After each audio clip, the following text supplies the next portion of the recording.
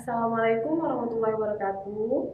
Salam sejahtera untuk kita semua. Yang terhormat dosen pembimbing dan dewan penguji, perkenalkan, saya Tiara Fitari. Pada kesempatan kali ini, saya akan mempresentasikan hasil penelitian saya yang berjudul Evaluasi Kinerja Keuangan Perusahaan Sebelum dan Sesudah Merger Akuisisi yang terdaftar di Bursa Efek Indonesia. Adapun yang melatar belakangi saya dalam memilih topik ini, kita tahu pada era globalisasi ini menyebabkan persaingan perusahaan semakin ketat. Perusahaan dipaksa untuk inovatif dan kreatif agar dapat memenangkan persaingan. Perusahaan harus melakukan strategi-strategi yang mana strategi tersebut dapat meningkatkan kinerja perusahaan untuk mempertahankan keberlangsungan hidup perusahaan. Strategi yang dapat dipilih oleh perusahaan untuk meningkatkan kinerja perusahaan adalah melakukan perluasan atau pengembangan pada perusahaannya. Perluasan atau pengembangan perusahaan dapat dilakukan oleh perusahaan dengan dua cara, yaitu yang pertama, pengembangan atau perluasan secara internal dan pengembangan atau perluasan secara eksternal. Pengembangan atau perluasan secara internal biasanya dilakukan dengan menambah kapasitas produksi, kemudian menambahkan segmentasi baru, dan menciptakan produk baru. Sementara perluasan atau pengembangan secara eksternal biasanya dilakukan oleh perusahaan dengan cara melakukan penggabungan dengan perusahaan lain atau bekerja sama dengan perusahaan lain, atau biasanya kita kenal dengan merger dan akuisisi. Merger dan akuisisi yang dilakukan oleh perusahaan biasanya dikelompokkan menjadi dua. Yang pertama adalah merger dan akuisisi dengan perusahaan target yang berhubungan atau relate, yang mana perusahaan pengakuisisi melakukan merger dan akuisisi dengan perusahaan target yang memiliki keterkaitan atau memiliki industri yang sama. Kemudian merger akuisisi yang kedua adalah merger akuisisi yang tidak berhubungan atau unrelated, yang mana perusahaan melakukan merger dan akuisisi dengan perusahaan target yang tidak memiliki keterkaitan sama sekali dengan perusahaan pengakuisisi atau memiliki industri yang berbeda. Aktivitas merger dan akuisisi sendiri di Indonesia berdasarkan Komisi Pengawasan Persaingan Usaha tercatat bahwa pada tahun 2010 aktivitas merger dan akuisisi sebanyak 3 kali. Sementara pada tahun 2011 mengalami peningkatan sebanyak 43 perusahaan yang melakukan merger dan akuisisi. Peningkatan yang terjadi menunjukkan bahwa perusahaan yang melakukan merger akuisisi mengharapkan dampak baik bagi perusahaannya, yang mana perusahaan mengharapkan sinergi yang mereka dapatkan setelah melakukan merger dan akuisisi. Sinergi yang mereka dapatkan baik itu sinergi operasional maupun sinergi keuangan. Sinergi keuangan perusahaan dapat tercermin dari kinerja keuangan perusahaan setelah melakukan merger akuisisi mengalami peningkatan atau mengalami perubahan ke arah yang lebih baik. Peningkatan kinerja keuangan yang diharapkan oleh perusahaan terbukti terjadi dari penelitian yang telah dilakukan oleh Lau dan teman-temannya pada tahun 2008 yang mengatakan bahwa terjadi peningkatan kinerja keuangan perusahaan setelah melakukan merger akuisisi. Selain penelitian yang dilakukan oleh Lau dan teman-temannya, penelitian yang dilakukan oleh Rani dan teman-temannya pada tahun 2015 juga menunjukkan bahwa terjadinya peningkatan pada kinerja keuangan perusahaan setelah melakukan merger dan akuisisi. Namun, Moin pada tahun 2003 mengatakan bahwa tidak semua aktivitas merger dan akuisisi hasilnya sesuai seperti yang diharapkan oleh perusahaan. Hal tersebut didukung oleh penelitian yang dilakukan oleh Sarjito dan Sulong pada tahun 2004 yang menunjukkan bahwa terjadi penurunan kinerja keuangan perusahaan sesudah merger dan akuisisi. Dari gap teori dan beberapa hasil penelitian, maka pada kesempatan kali ini peneliti ingin melakukan evaluasi kinerja keuangan perusahaan sebelum dan sesudah merger akuisisi yang terdaftar di Bursa Efek Indonesia. Adapun pertanyaan yang akan dijawab pada penelitian ini, yang pertama, apakah terdapat peningkatan kinerja keuangan perusahaan pengakuisisi yang melakukan merger dan akuisisi pada perusahaan target yang berhubungan atau relate? Yang kedua, apakah terdapat peningkatan kinerja keuangan perusahaan pengakuisisi yang melakukan merger dan akuisisi pada perusahaan target yang tidak berhubungan atau unrelated? Dan yang terakhir, apa yang menyebabkan terjadinya penurunan atau peningkatan pada kinerja keuangan perusahaan pengakuisisi yang melakukan merger dan akuisisi pada perusahaan target yang berhubungan dan yang tidak berhubungan. Adapun tujuan dalam penelitian ini, yang pertama, mengidentifikasi peningkatan kinerja keuangan perusahaan pengakuisisi yang melakukan merger dan akuisisi pada perusahaan target yang berhubungan. Kedua, menguji peningkatan peningkatan kinerja keuangan perusahaan yang melakukan merger akuisisi pada perusahaan target yang tidak berhubungan.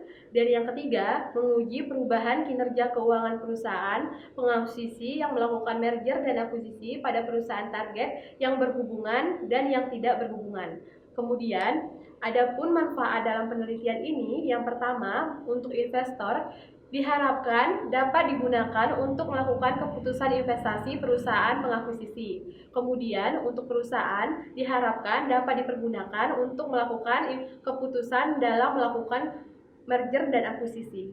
Motif dari merger akuisisi ini juga menjadi landasan teori yang sangat penting yang harus diperhatikan, yang mana ketika perusahaan melakukan merger akuisisi, perusahaan tidak hanya mengharapkan sinergi keuangan dan sinergi operasional saja, tetapi juga perusahaan mengharapkan yang pertama economy of scale, kemudian diversifikasi, kemudian penghematan pajak, dan selanjutnya itu adalah memperbaiki manajemen perusahaan.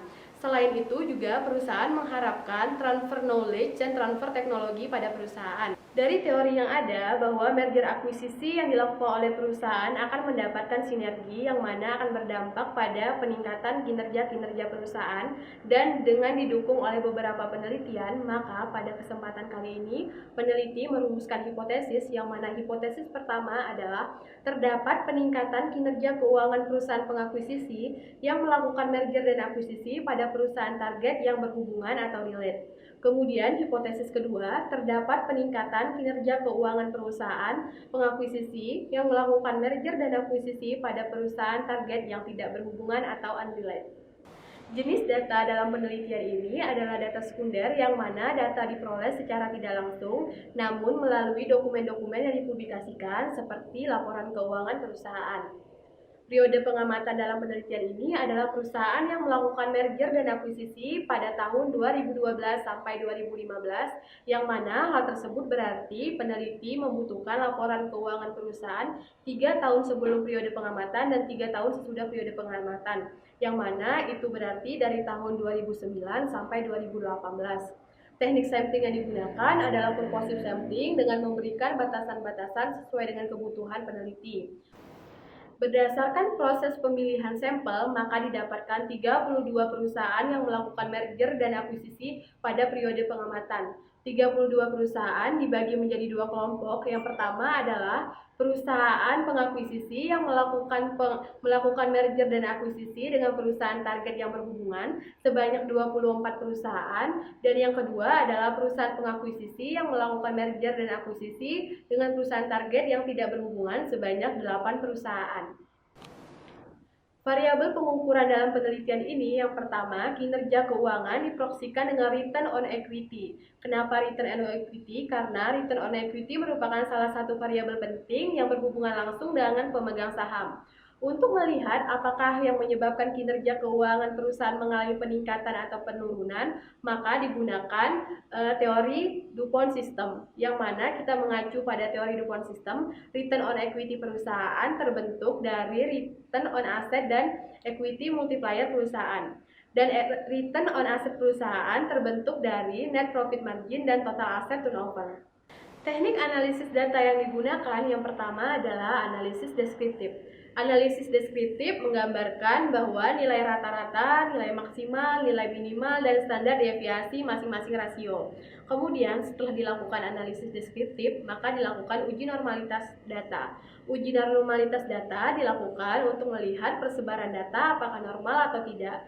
Selain itu, uji normalitas juga digunakan dikarenakan sampel pada penelitian ini kurang dari 30, sehingga diwajibkan untuk menggunakan uji normalitas. Setelah dilakukan uji normalitas, maka langkah yang terakhir adalah uji hipotesis menggunakan uji parity test, yang mana dengan uji parity test kita bisa melihat apakah kinerja keuangan perusahaan setelah melakukan merger dan akuisisi mengalami peningkatan atau penurunan.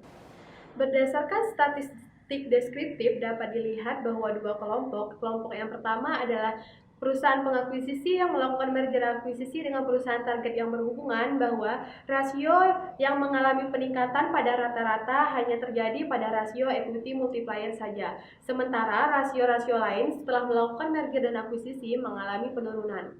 Sedangkan pada kelompok kedua, yaitu kelompok perusahaan pengakuisisi yang melakukan merger dan akuisisi pada perusahaan target yang tidak berhubungan, peningkatan pada rata-rata rasio hanya terjadi pada total asset turnover. Sementara rasio-rasio yang lain mengalami penurunan setelah melakukan merger dan akuisisi. Dari hasil uji normalitas menggunakan Kolmogorov-Smirnov test, maka dilihat bahwa seluruh data, baik itu perusahaan relate maupun perusahaan unrelate, berdistribusi normal, dan hal tersebut terbukti dari nilai signifikansi lebih besar dari 0,05. Berdasarkan hasil uji parity test dua kelompok, dapat dilihat bahwa kelompok pertama pada perusahaan pengakuisisi yang melakukan merger dan akuisisi pada perusahaan target yang berhubungan, bahwa return on equity perusahaan mengalami perbedaan. Namun perbedaan tersebut menunjukkan tanda negatif, yang mana berarti return on equity perusahaan mengalami kecenderungan menurun setelah melakukan merger akuisisi. Penurunan yang terjadi pada ROE perusahaan disebabkan karena tiga variabel perusahaan mengalami perbedaan yang signifikan, yakni variabel return on asset, net profit margin, dan total asset turnover perusahaan. Perbedaan tersebut menunjukkan kecenderungan penurunan yang terjadi setelah melakukan merger akuisisi. Penurunan yang terjadi pada return on asset atau ROA perusahaan dikarenakan perusahaan tidak bisa memaksimalkan total aset yang bertambah akibat dari penggabungan untuk menghasilkan laba bersih perusahaan, sehingga menyebabkan return on asset perusahaan mengalami penurunan. Kemudian pada net profit margin perusahaan menurun disebabkan karena perusahaan tidak bisa memaksimalkan penjualan perusahaan untuk menghasilkan laba bersih perusahaan, dikarenakan setelah melakukan merger dan akuisisi terjadi peningkatan biaya sehingga menyebabkan net profit margin perusahaan mengalami penurunan. Dan yang terakhir adalah total aset turnover perusahaan mengalami penurunan dikarenakan perusahaan tidak dapat memaksimalkan total aset perusahaan untuk menghasilkan penjualan perusahaan, sehingga menyebabkan total aset turnover perusahaan mengalami penurunan. Dari tiga rasio tersebut mengalami penurunan, menyebabkan return on equity perusahaan mengalami penurunan setelah melakukan merger akuisisi. Selain itu, return on equity perusahaan mengalami penurunan disebabkan karena perusahaan tidak bisa memaksimalkan modal yang ada untuk menghasilkan laba perusahaan. Return on equity perusahaan mengalami penurunan juga disebabkan karena motif perusahaan melakukan merger dan akuisisi adalah ingin mendapatkan penghematan pajak, yang mana perusahaan meyakini dengan melakukan merger dan akuisisi perusahaan target yang memiliki kinerja buruk dapat memperkecil pajak perusahaan pengakuisisi. Setelah perusahaan melakukan merger dan akuisisi, kinerja keuangan perusahaan target yang buruk berdampak pada kinerja keuangan perusahaan pengakuisisi, sehingga menyebabkan penurunan pada kinerja keuangan perusahaan pengakuisisi. Uji parity test yang kedua adalah uji parity test pada kelompok perusahaan pengakuisisi yang melakukan merger dan akuisisi pada perusahaan target yang tidak berhubungan. Dari hasil uji parity test dapat dilihat bahwa return on equity perusahaan tidak mengalami perbedaan dan menunjukkan kecenderungan menurun setelah melakukan merger dan akuisisi. Penurunan yang terjadi disebabkan karena adanya perubahan pada return on asset perusahaan dan net profit margin perusahaan. Return on asset perusahaan mengalami perubahan atau mengalami kecenderungan menurun yang ditunjukkan oleh nilai negatif disebabkan karena perusahaan tidak bisa memaksimalkan total aset yang terjadi akibat penggabungan yang terjadi untuk menghasilkan laba bersih perusahaan, sehingga menyebabkan return on asset perusahaan mengalami penurunan. Kemudian net profit margin perusahaan mengalami penurunan dikarenakan perusahaan tidak bisa memaksimalkan penjualan untuk menghasilkan laba bersih perusahaan, dikarenakan setelah melakukan merger dan akuisisi terjadi peningkatan biaya yang menyebabkan net profit margin mengalami penurunan. Perubahan yang terjadi pada dua rasio tersebut menyebabkan return on equity perusahaan mengalami penurunan setelah melakukan merger dan akuisisi.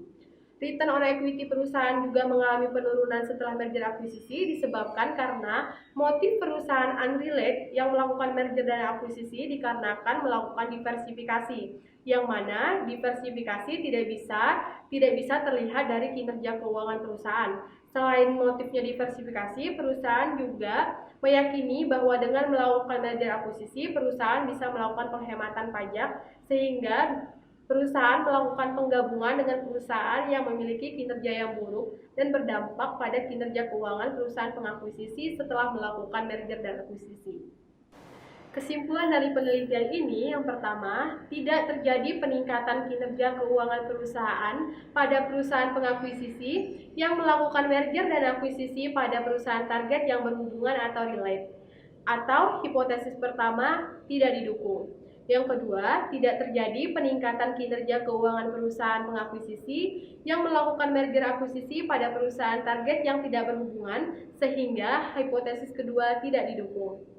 Dan kesimpulan dari seluruhnya, tidak ada peningkatan kinerja keuangan perusahaan sebelum dan sesudah merger akuisisi pada perusahaan yang berhubungan maupun tidak berhubungan disebabkan karena perusahaan yang melakukan merger dan akuisisi memiliki motif lain selain sinergi keuangan, sehingga motif-motif lain itu tidak bisa tercermin dari kinerja keuangan perusahaan.